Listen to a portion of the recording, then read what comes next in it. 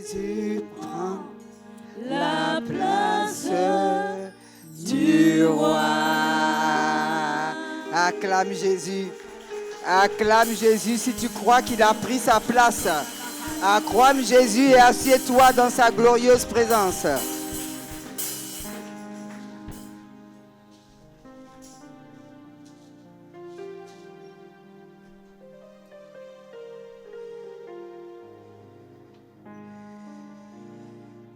Amen. Père Dieu de gloire, Dieu de bonté, je viens reconnaître en ce lieu encore ta fidélité et ta bonté dans nos vies. Merci, Papa, de nous faire grâce aujourd'hui, premier dimanche du mois d'octobre. Père, lorsque nous regardons un peu en arrière, nous avons commencé cette année avec beaucoup de personnes qui nous étaient chères, qui nous étaient proches, qui étaient des membres de notre entourage, de nos familles, de notre quartier. Mais eux, ils ne sont plus de ce monde. Mais aujourd'hui, nous sommes encore là. Qu'avons-nous fait pour le mériter? Rien, Papa. Avons fait des bonnes œuvres? Non, Papa. Il ne s'agit pas de cela. Il s'agit uniquement de ta grâce. Quand nous écoutons la télévision, les réseaux sociaux, certains de frères et sœurs en Christ ne peuvent même pas sortir de ces jeux pour observer le sabbat. Certains ont vu les maisons de Dieu, les temples détruits. D'autres sont persécutés à cause de leur foi. Mais Père, tu nous as fait grâce parce que tu nous as emmenés dans un pays où règne la paix. Et ce matin, Père, je veux te témoigner toute notre reconnaissance pour cette paix qui règne sur cette nation et qui nous permet d'aller et de venir dans ta maison pour te louer et pour te célébrer. Père, reçois toute gloire. Papa, me voici ta servante, le canal que tu veux utiliser ce matin pour bénir tes enfants. Je me soumets totalement à ton esprit. Que tout ce qui est cher en moi se taise, Papa. Et que seul ce que l'esprit me pousse à dire en ton nom sorte et bénisse quelqu'un ce matin. Réconforte quelqu'un ce matin. Délivre quelqu'un ce matin. Père, que ta gloire soit manifestée en ce lieu. Et que nous repartons de ce lieu, non pas comme nous sommes venus, mais transformés de gloire en gloire à ton image. Père, je veux te dire infiniment merci. C'est dans le précieux nom de Jésus-Christ de Nazareth que nous avons prié. Amen, amen et amen. Bien-aimés de l'Éternel, bonjour. Soyez les bienvenus dans la maison de votre Père. Le dimanche passé, Papa a été un porteur d'un message de la part de l'Éternel. Nous faisons comprendre que nous entrons dans une nouvelle saison, un nouveau départ. Bien-aimés de l'Éternel, vous devez savoir que le Dieu que nous prions ne change pas. De la même manière, il avait envoyé le prophète Ésaïe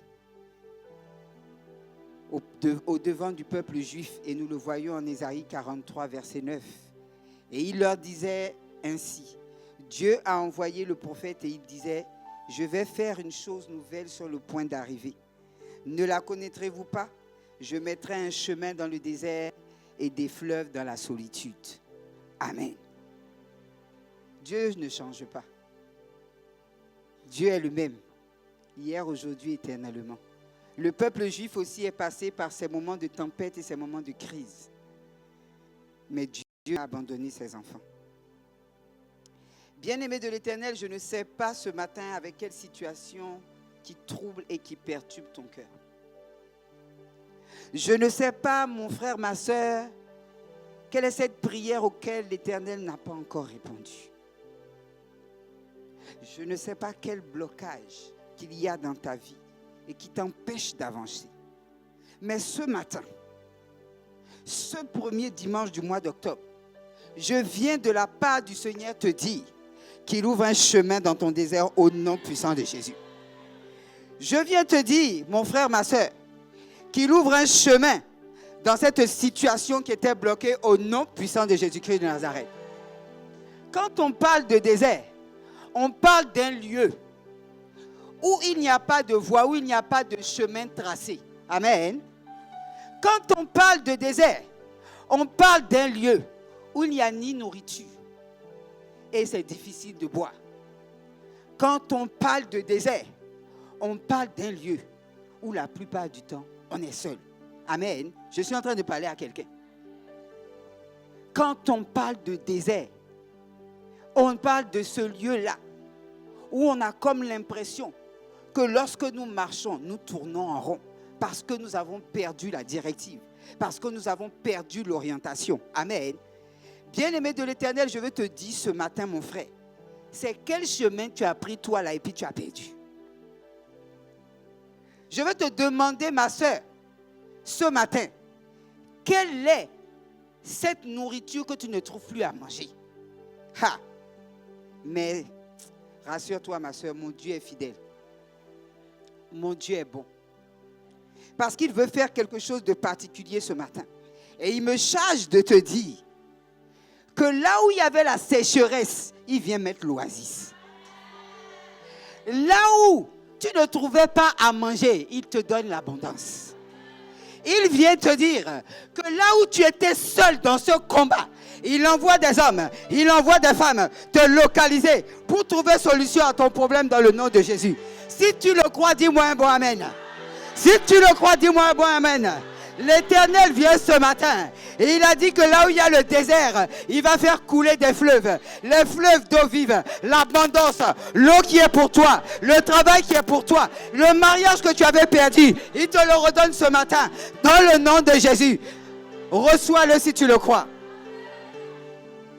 Tu tressailleras alors et tu te réjouiras et ton cœur bondira et se dilatera. Hey, bien-aimé de l'Éternel, je veux te dire qu'aujourd'hui, ce mois d'octobre, nouvelle saison, ton cœur va tressaillir de joie. Là où il y avait les larmes, c'est la joie qui va couler. Là où il y avait le cœur qui battait d'inquiétude, ton cœur va battre maintenant et se dilater d'allégresse. Si tu le crois, reçois-le ce matin dans le nom de Jésus-Christ de Nazareth. Il dit encore dans Ésaïe 60, verset 5. Quand les richesses de la mer se tourneront vers toi, quand les trésors des nations viendront à toi, et bien-aimé de l'Éternel, on a passé un moment. On nous a dit que l'Éternel était fâché contre nous. Mais ce matin, les trésors de cette ville viennent à toi dans le nom de Jésus. Saisis-les ce matin. Prends-les ce matin. Les richesses que tu n'avais pas vues dans ta vie, elles se tournent vers toi ce matin.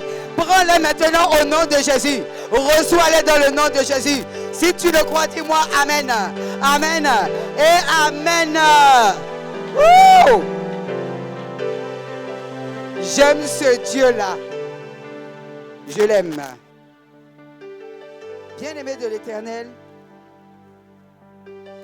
lorsqu'on nous dit que nous avons été restaurés, nous devons comprendre que Dieu nous a pardonné nos péchés.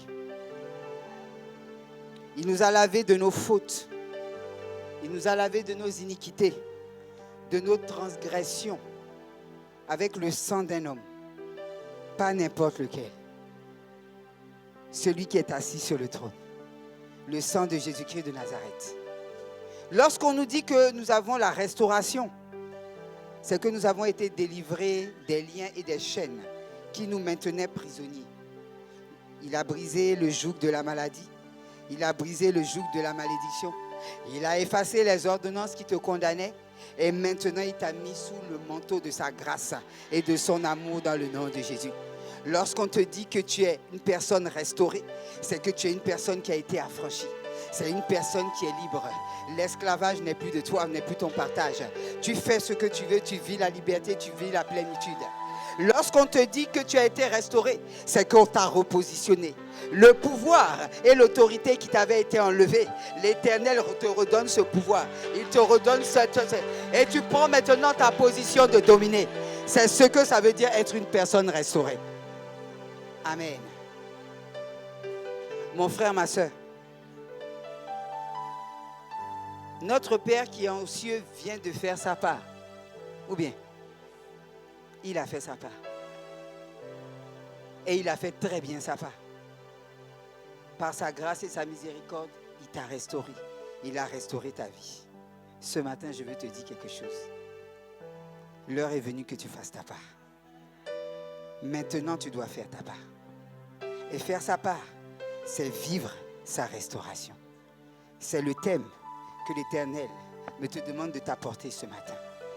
Vivre sa restauration. Il t'a restauré, maintenant tu dois la vivre.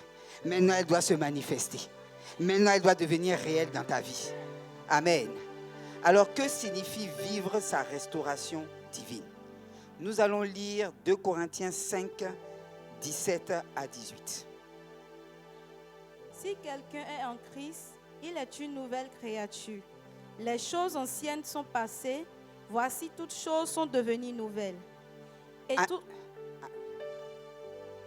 Vas-y. Et tout cela vient de Dieu, qui nous a réconciliés avec lui par Christ et qui nous a donné le ministère de la réconciliation. Amen. On va relire ça ensemble. Tous ensemble. Pour que nous comprenions. 1, 2, 3. Si quelqu'un est en Christ, il est une nouvelle créature. Les choses anciennes sont passées. Voici toutes choses sont devenues nouvelles. Et tout cela vient de Dieu, qui nous a réconciliés avec lui par Christ et qui nous a donné le ministère de sa réconciliation. Amen. Bien-aimés de l'Éternel, ce passage est puissant et profond. En d'autres termes, dans ce passage, Dieu nous dit qu'il nous faut accepter Jésus-Christ dans notre cœur. Nous devons croire qu'il est mort pour notre péché. Nous devons croire que son précieux sang nous a lavés, nous a purifiés, nous a changé d'identité. Nous devons croire que le précieux sang de Jésus-Christ de Nazareth nous a rapprochés de notre Père. Nous qui avons été séparés de son amour par son péché, nous sommes réconciliés maintenant et nous vivons son amour. Bien-aimé de l'Éternel, je veux te faire comprendre. C'est le seul et unique moyen pour te rapprocher de Dieu. Il n'y en a pas d'autre. Il n'y en a pas d'autre. Si tu ne crois pas en son sang, si tu ne crois pas à l'œuvre parfaite qui a été faite à la croix, si tu ne crois pas que par le sang de Jésus-Christ de Nazareth, tu n'es plus un damné, mais tu es un racheté. Si tu ne crois pas que par le sang de Jésus-Christ de Nazareth, tu es devenu un juste, bien-aimé de l'Éternel, il n'y a pas d'autre moyen pour vivre ta restauration divine. Il n'y en a pas. Devenir une nouvelle créature, c'est devenir une nouvelle personne. Devenir une nouvelle créature, c'est devenir une personne qui a le caractère de Dieu, la nature de Dieu, l'essence de Dieu, le style de vie de Dieu. Est-ce que je suis en train de parler à quelqu'un? Devenir une nouvelle créature, non, ce n'est pas changer de voiture. Non, ce n'est pas changer de maison. Non, ce n'est pas avoir beaucoup d'argent. Non, ce n'est pas ça. Devenir une nouvelle créature, c'est avant tout être le reflet de l'image de Dieu. Parce qu'il a dit en Genèse, faisons l'homme à notre image et à notre semblance. Et c'est par le péché que nous avons perdu cette image. Mais en Christ, nous retrouvons cette image divine. Être restauré, c'est retrouver sa divinité. Être restauré, c'est de devenir un Dieu sur terre. C'est ce que ça veut dire. Vivre sa restauration divine. Alors le premier élément, le premier élément de cette restauration, et qui doit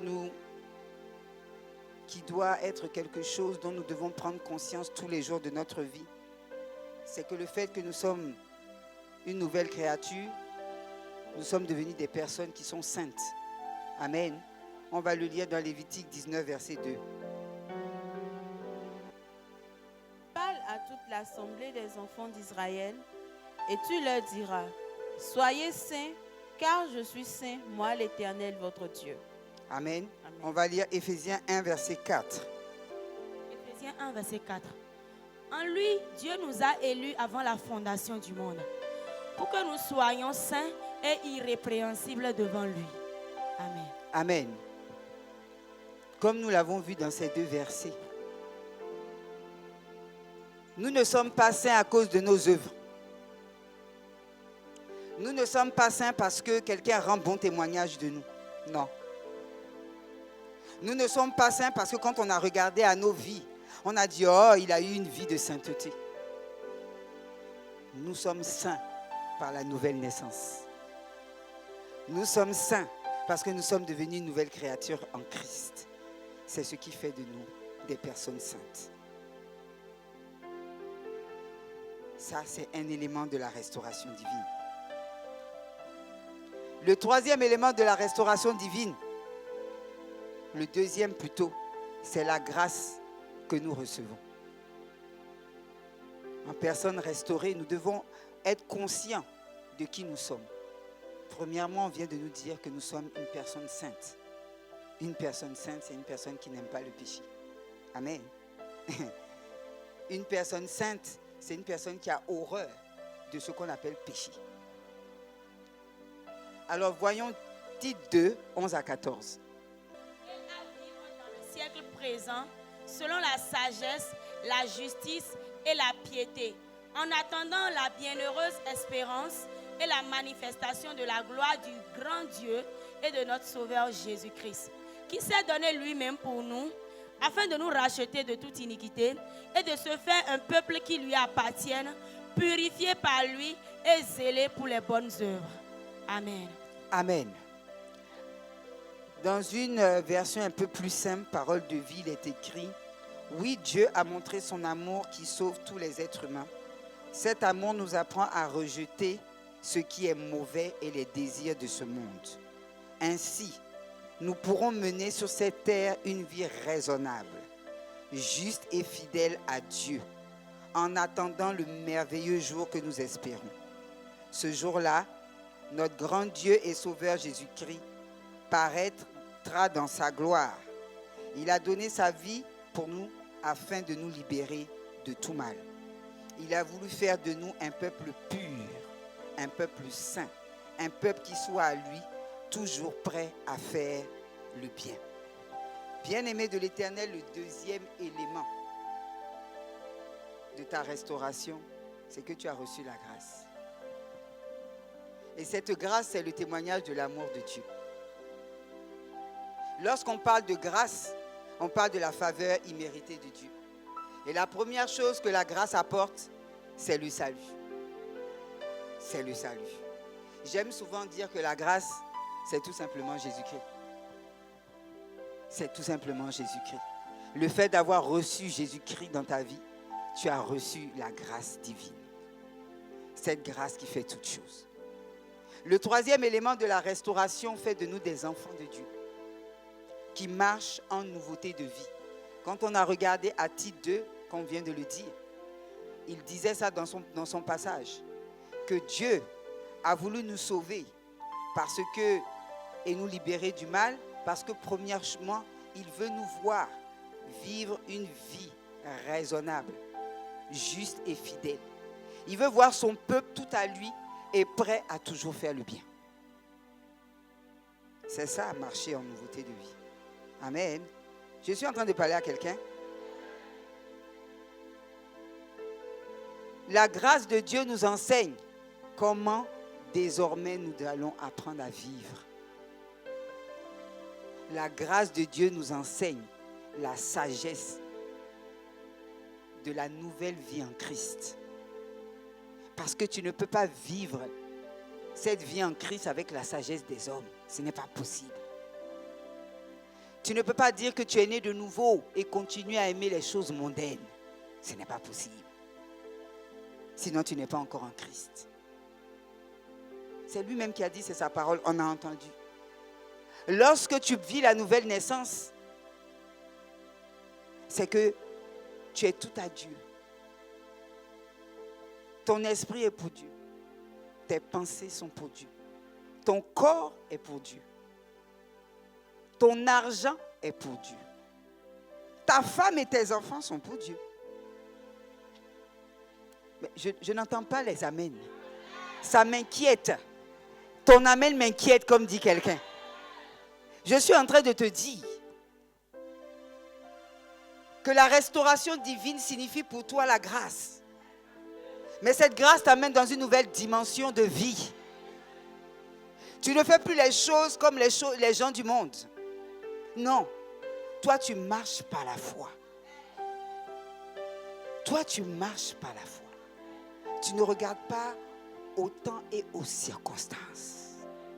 Parce que tu sais que le Dieu que tu pries, ton Père qui est dans les cieux, c'est lui qui a le contrôle du temps et de la circonstance.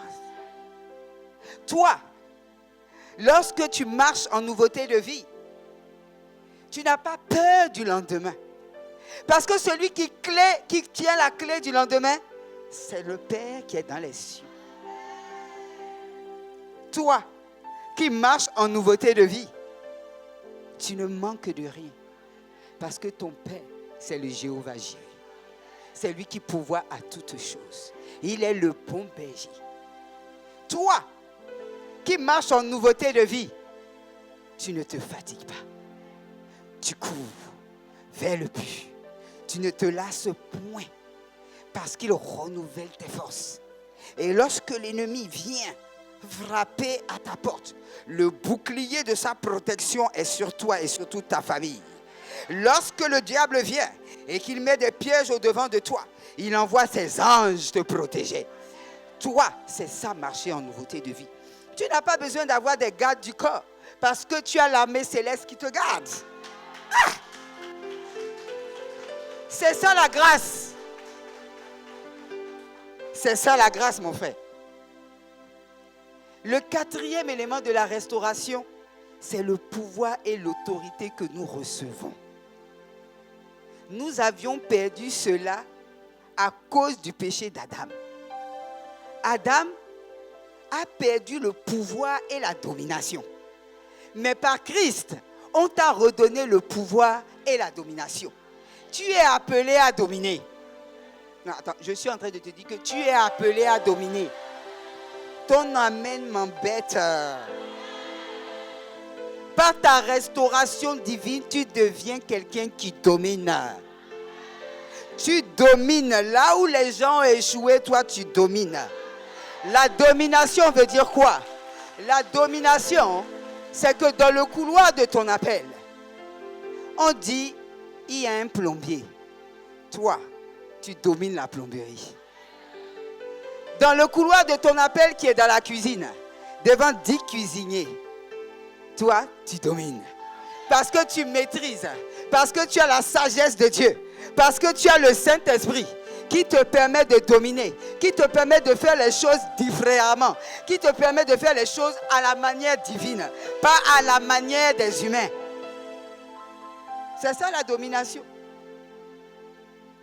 Dans Corinthiens 5, 17, 14, on disait, si quelqu'un est en Christ, il est une nouvelle créature. Les nouvelles choses sont passées. Mais quelles sont ces nouvelles choses? Les anciennes choses sont passées. Mais c'est quoi les anciennes choses? Les anciennes choses, ce sont les alliances que ta famille a contractées en ton nom. Les nouvelles choses, ce sont les malédictions générationnelles. Les nouvelles choses, les anciennes choses plutôt, c'est les malédictions générationnelles. C'est les maladies héréditaires. Je dis, je veux que quelqu'un entende la chose. Quand tu marches en nouveauté de vie, on te donne le pouvoir et la domination. On dit dans ta famille, oh, l'hypertension, c'est d'arrière-grand-père en arrière-grand-père. Tout le monde a l'hypertension. Mais quand toi, qui as reçu Christ, qui as été restauré en Christ, tu as le pouvoir et l'autorité. Tu dis à partir d'aujourd'hui, l'hypertension, ça ne vient pas chez moi. À partir d'aujourd'hui, l'hypertension s'arrête. C'est ça, c'est la domination. C'est l'autorité. Ou bien, lorsque on te dit qu'on t'a donné le pouvoir et l'autorité, on dit dans ta famille, non, les gens ne vivent pas jusqu'à 40 ans. Hein. À partir de 40 ans, ça tombe. C'est comme ça, c'est forcé. Ça a déjà été établi. Tu dis, ah bon, moi là, quand tu me vois là, moi, j'ai été restauré en Christ. Je vis ma restauration. À partir de moi, ce décret n'a plus de pouvoir. À partir de moi, le sang de Jésus a effacé cette condamnation. Le sang de Jésus a effacé ce décret. Moi, maintenant, je prends un nouveau décret en Christ. À partir d'aujourd'hui, on vit même jusqu'à 180 ans. C'est ça, avoir le pouvoir et l'autorité. C'est ce que Paul disait. En Romains 8, verset 1, il disait, il n'y a aucune condamnation à celui qui est en Christ. Bien-aimé de l'Éternel, si effectivement tu es né de nouveau et que tu vis pleinement ta restauration divine, aucune chose ne peut te condamner. Je veux qu'à partir d'aujourd'hui, là, tu sois convaincu de la chose. Il ne faut plus venir dire, oui, je sens des oppressions. Non. Quelle oppression? Quelle? On t'a dit que toi là, tu es autorité, tu domines. Aucune oppression, aucune œuvre de la sorcellerie ne peut t'atteindre. Parce que toi, tu es en Christ. Toi, tu as l'autorité et tu domines sur toutes choses. La Bible dit que nous avons reçu le pouvoir et l'autorité de marcher sur tous serpents et scorpions, sur toute la puissance des ténèbres. Comment tu vas encore sentir des oppressions? Il faut marcher sur eux.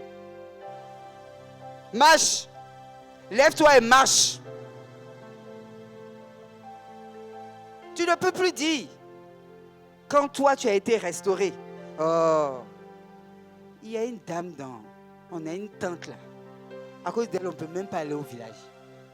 Quand elle fait comme ça seulement là, hey, elle te met au lit. On ne passe pas devant sa maison. Elle est assise.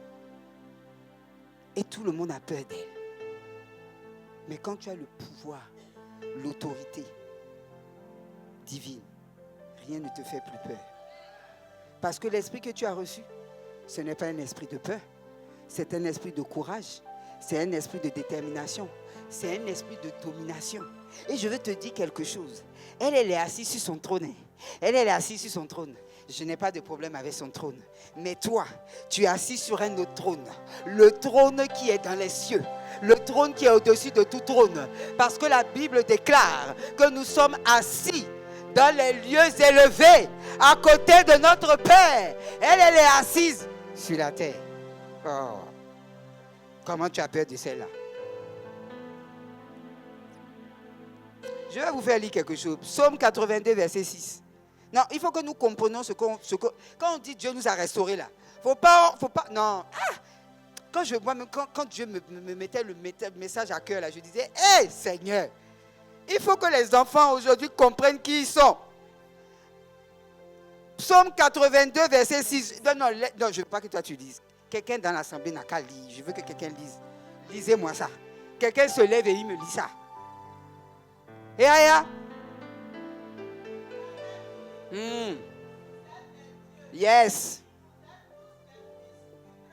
Ouais, une autre personne. Une autre personne. Oui, maman, vas-y.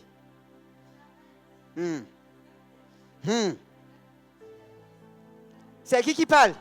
C'est qui parle? Dieu dit quoi? Non, attends, est-ce que tu es convaincu de ce que tu dis? Qu'est-ce que Dieu a dit?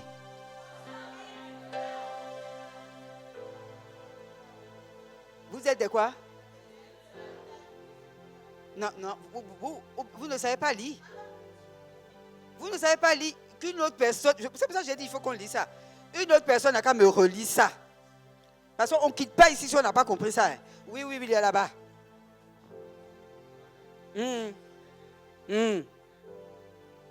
On n'a qu'à remplacer, j'avais dit, l'Éternel a dit.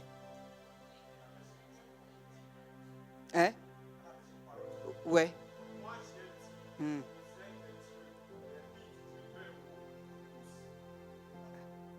voyez, non?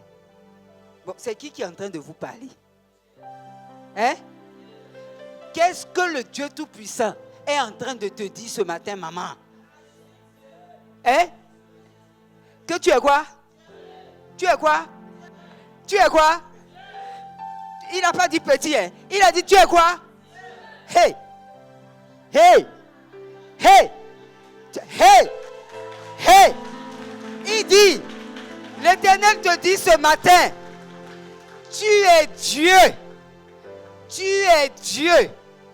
Tu es fils et tu es fille du Très-Haut. Non mais avec ça là maintenant là, vous aussi de vous à moi. Qui peut nous manger? Qui peut nous intimider? Qui peut nous empêcher d'avancer? Quel est ce géant qui est dans ta famille là, que tu ne peux pas terrasser? Personne. Quelle est cette montagne que tu ne peux pas déplacer? Parce que je dis, tu es Dieu. Tu es Dieu. Il dit ça, il dit, vous êtes des dieux. Regardez-moi bien, ce n'est pas moi qui ai écrit la Bible. Moi-même, quand j'ai découvert ça, bon, je l'avais déjà découvert, mais j'ai dit, quand l'Éternel me disait aujourd'hui, non, il faut leur remettre ça. Parce que certains, même on dirait, ils n'ont pas lu la partie là. Nous sommes des dieux. Aïe, aïe, aïe, aïe, aïe, aïe, aïe, aïe. Hey. Vous savez ce que ça veut dire d'être Dieu? Dans la parole de Dieu, on dit, il dit, et la chose, hein? Il dit et la chose arrive. Il dit et la chose s'accomplit. Il appelle à l'existence toute chose. Ce matin, l'Éternel m'envoie te dire que lorsque tu vas dire, la chose va s'accomplir. L'Éternel me dit ce matin que par le pouvoir et l'autorité que tu as reçu, lorsque tu vas appeler à l'existence, les choses seront dans le nom de Jésus.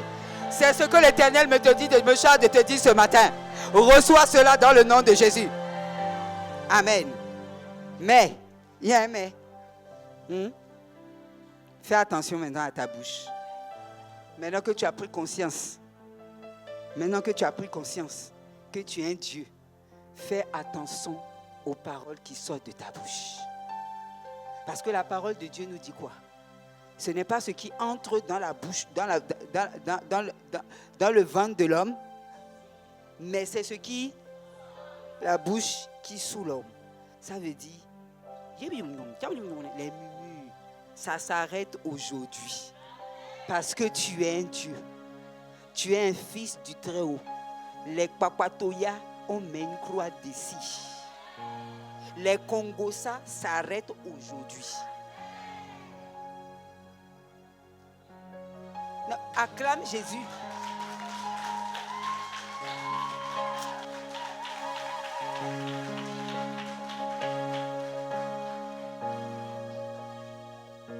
Alors, comment on va conserver alors cette restauration divine?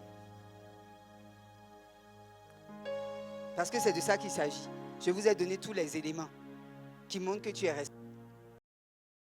Tu peux prendre des décrets, tu peux prendre des ordonnances, tu appelles à l'existence ce qui n'était pas, tu dis la chose s'accomplit. C'est pour te dire, ma soeur, que si tu dis que tu vas te marier, tu te marieras dans le nom de Jésus. Parce que tu es devenu un Dieu. Le célibat n'est plus ton partage ni ta portion. C'est une manière de te dire, ma soeur, que tu dis à la maladie, sors et elle sort. Elle occupe et c'est comme ça. Et c'est une manière de dire, l'argent vient à moi et l'argent vient. C'est ce que ça veut dire. Alors comment conserver cela? Parce que c'est ce que Dieu t'a donné. Bien-aimé de l'Éternel, il nous faut avoir un partenaire fidèle. Fidèle. Le Saint-Esprit. Nous avons besoin de lui car notre Père qui est dans les cieux nous a dit que sans lui, on ne peut rien faire. Bien-aimé de l'Éternel, je veux que, à partir d'aujourd'hui, tu noues un partenariat. Ce n'est pas gagnant-gagnant. Hein? Non. Ça là. Un partenariat victorieux.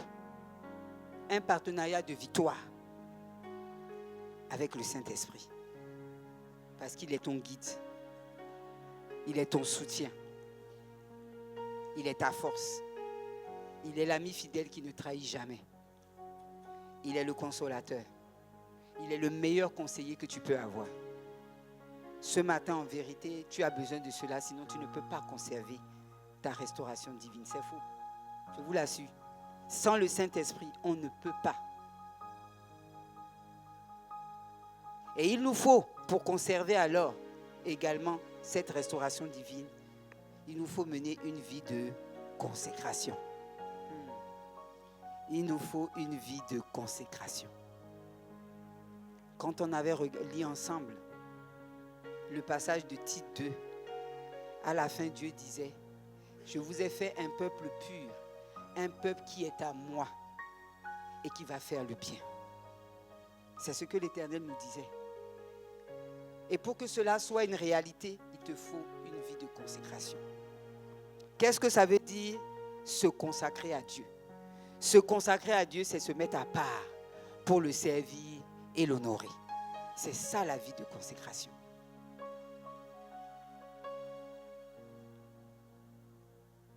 Jésus disait aux disciples, si quelqu'un m'aime, qu'il me suive, qu'il renonce à lui-même et qu'il se charge de sa croix. Amen. C'est bien ce que Jésus disait. Oui. La vie de consécration, c'est ça. Tu dois te mettre à part, tu dois renoncer à toi-même. Tu dois mourir à toi. Mourir à toi. Parce qu'il a dit que celui-là qui mourra, vivra. Tu dois mourir à toi. Tu dois commencer une vie de sainteté. Conserver sa restauration divine, c'est mener une vie de consécration. Et le synonyme de mener une vie de consécration, c'est mener une vie de sainteté. Bien-aimé de l'Éternel, le péché, le mot péché veut dire manquer la cible, rater le but. Chaque fois que le péché va rentrer dans ta vie, en fait, qu'est-ce qu'il fait? Il vient te détruire. Il vient pour te pousser à manquer le but de ta destinée, à manquer la cible, à empêcher que le plan de Dieu s'accomplisse dans ta vie.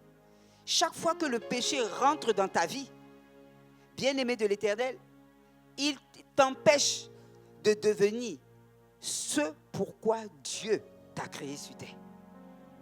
C'est ce que le péché fait. Ce n'est pas de voler ta femme, ton argent, même si c'est des manifestations que tu vois. Ce n'est pas ça le plus important pour Dieu. Dieu, il s'en fout de ton argent. Il s'en fout de ton travail. Il s'en fout de tes enfants. Je suis au sérieux. Hein? Il s'en fout. Ce qui est important pour Dieu, là, quand il a fait le sacrifice de Jésus-Christ de Nazareth, là, c'est que toi, tu as une mission à accomplir. Parce que Dieu crée toutes choses pour un but. Il y a un plan merveilleux qui a été écrit sur ta vie, pour toi. Tu as un but. Donc, Dieu là, quand tu viens te plaindre pour dire ma voiture, mon travail, mon argent, mon mariage, il s'en fout. Ce n'est pas ça sa préoccupation. Il ne t'a pas sauvé pour ça. Il faut qu'on se dise la vérité. Hein. Tu n'as pas été sauvé pour voiture. Non. Tu n'as pas été sauvé pour avoir enfant non plus. Tu as été sauvé afin de retrouver ton identité divine et accomplir le but pour lequel tu as été créé. Amen. Ah, je suis en train de dire des choses. Ah. Quand le péché rentre dans ta vie, il t'empêche d'écouter les enseignements. Il te bouche les oreilles. Il met en toi un esprit de culpabilité. Tout ça là, c'est pour que tu puisses rater la cible, manquer le but. C'est ce que le péché fait.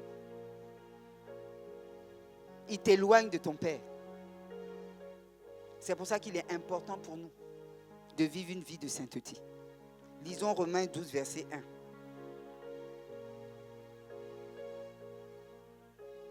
Romains 12, verset 1. Oui.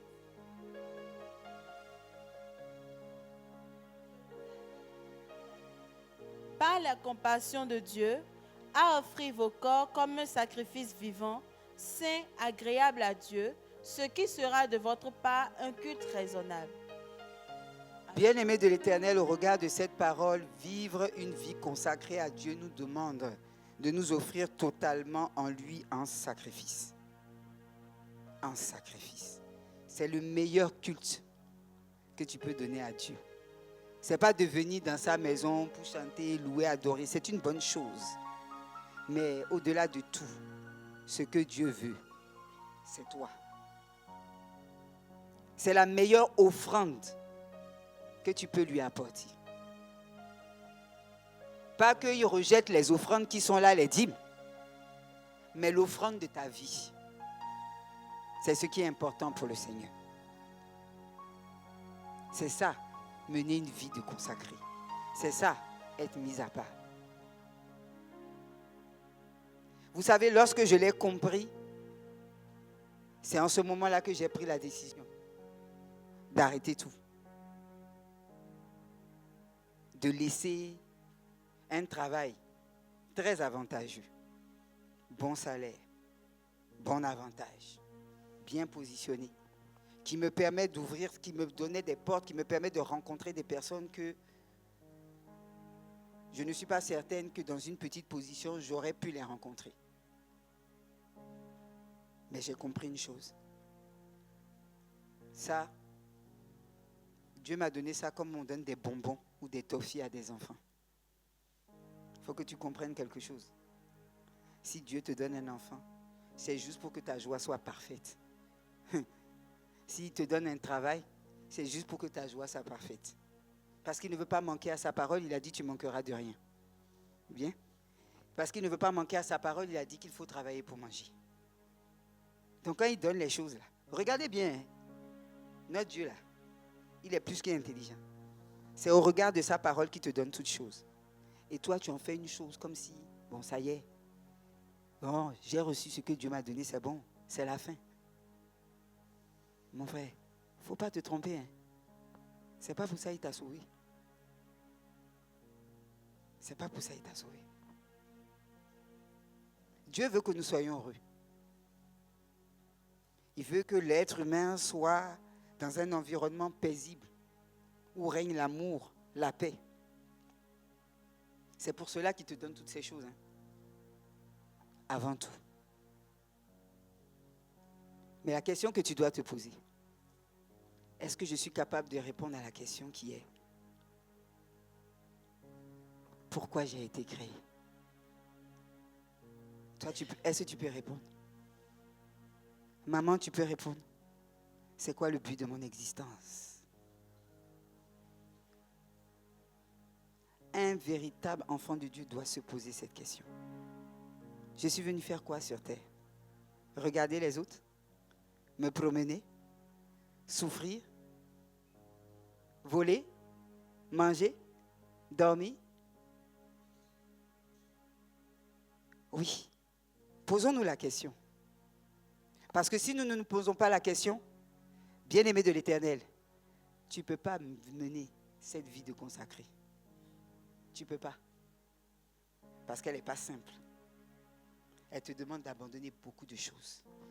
La vie de consacré, on te dit, c'est une mise à part.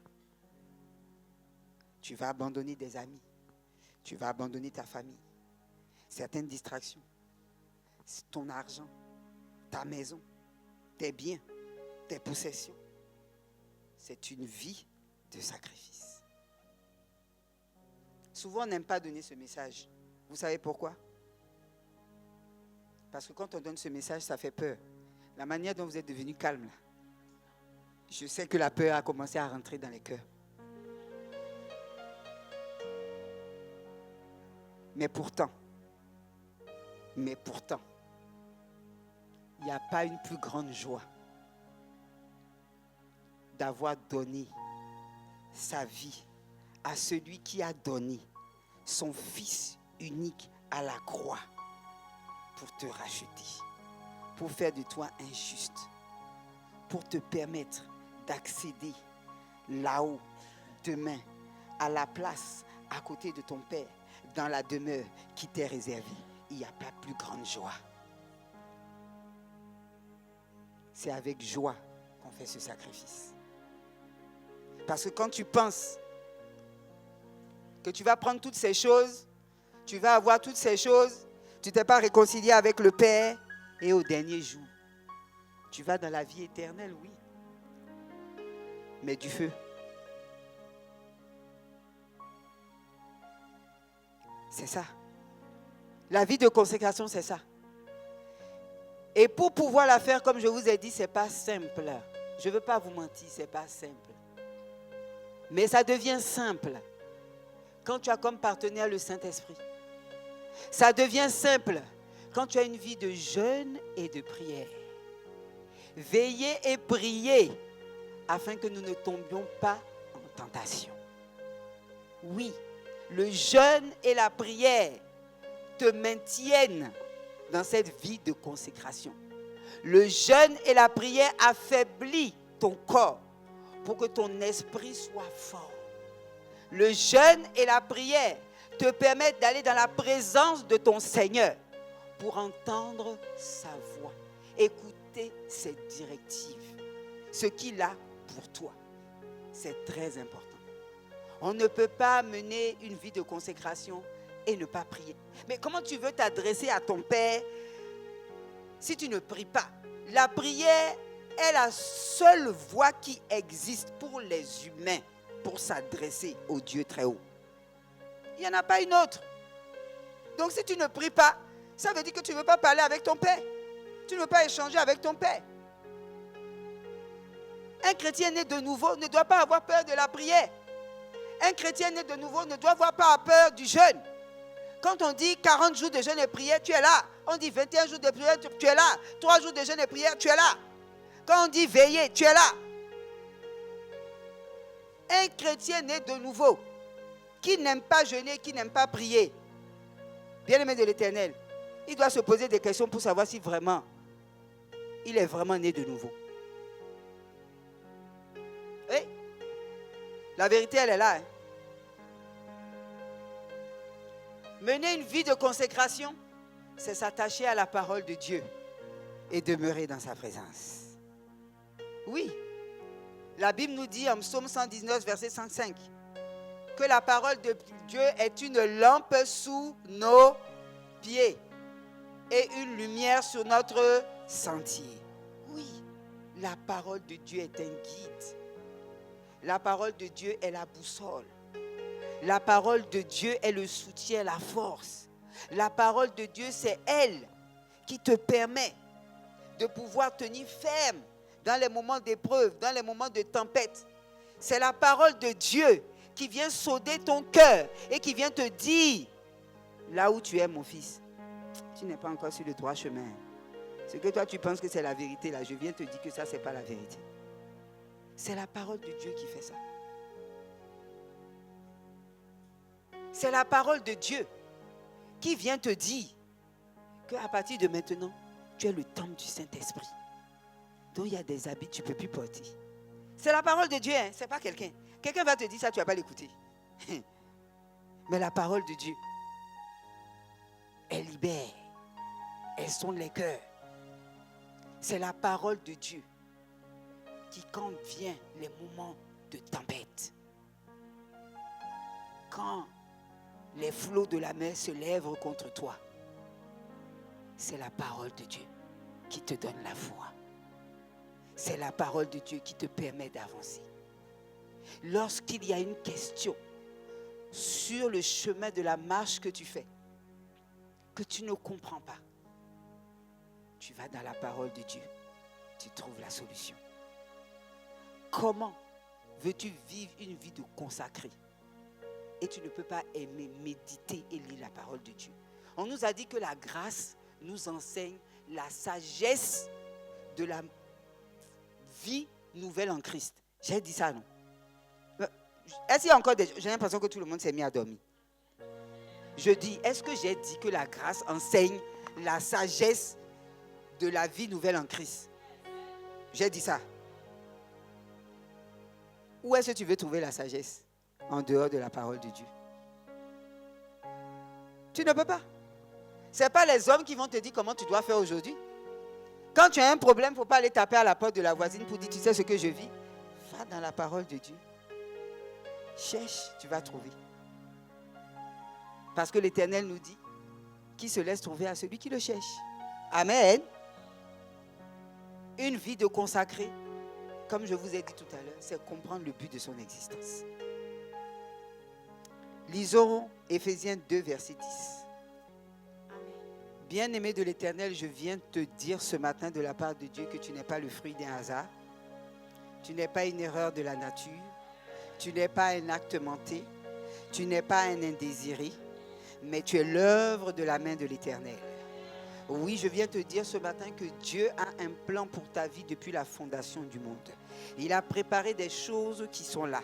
Mais il te faut aller dans sa présence pour qu'il puisse te dire, ma fille, voilà ce que j'ai préparé pour toi.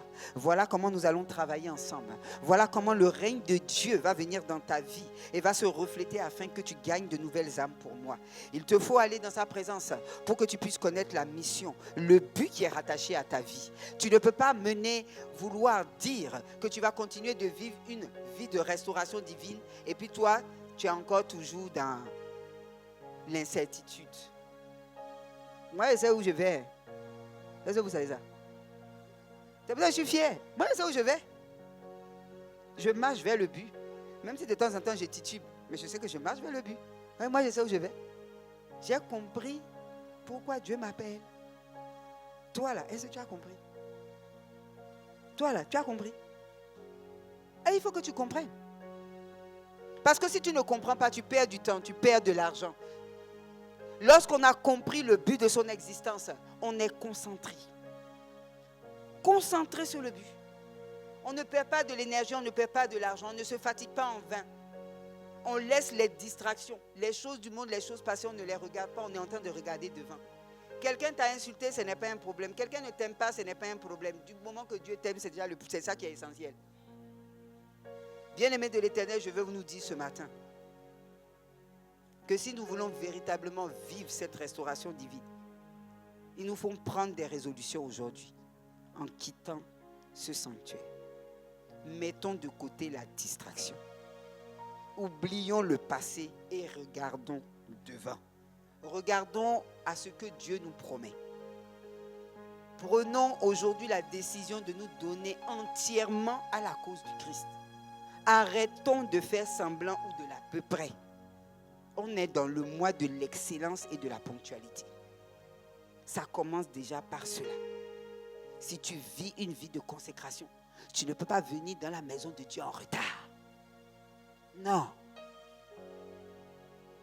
Quand tu viens dans la maison de Dieu, tu es pressé de venir pour entendre quelle est la parole que Dieu a réservée pour moi aujourd'hui. Parce que c'est avec cette parole que tu retournes dans le monde et tu domines. Parce que je vous ai dit qu'on vous a donné un pouvoir de domination. Donc, quand tu viens ici, là, tu te charges. Quand tu vas dans le monde, tu décharges et tu relâches. Et tu règnes. Nous sommes appelés à régner. Est-ce que je suis en train de parler à quelqu'un?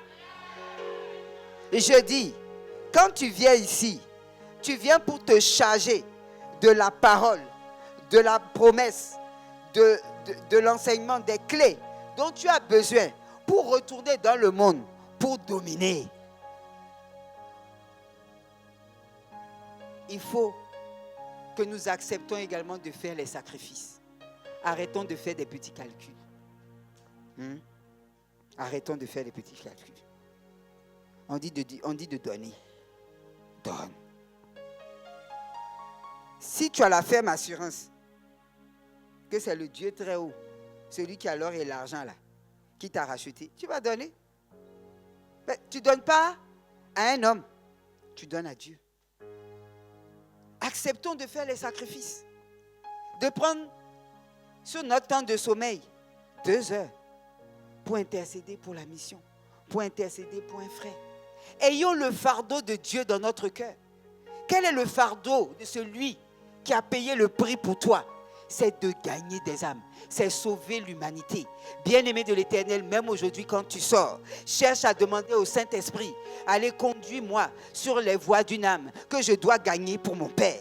Ça doit être ton fardeau. Tous les jours que tu te lèves, est le fardeau de Dieu. C'est lorsque nous avons maintenant le fardeau de Dieu que Dieu nous donne nos petites choses. Parce qu'il a dit dans sa parole, et j'aime cette parole, fais de l'Éternel tes délices et il te donnera ce que ton cœur désire. Faire de l'Éternel ses délices, c'est d'avoir le fardeau de Dieu dans son cœur. C'est de gagner des âmes dans son cœur. C'est d'être préoccupé pour l'avancement du royaume dans son cœur. Et il te donnera ce que ton cœur désire. Ce que ton cœur désire, c'est un mariage. Ce que ton cœur désire, c'est un travail. Ce que ton cœur désire, c'est la promotion. Ce que ton cœur désire, c'est l'élévation. Ce que ton cœur désire, c'est la prospérité. Ce que ton cœur désire, c'est la guérison. Fais de l'Éternel tes délices. Fais de l'Éternel tes délices. Et il te donnera ce que ton cœur désire. Que l'Éternel bénisse sa parole.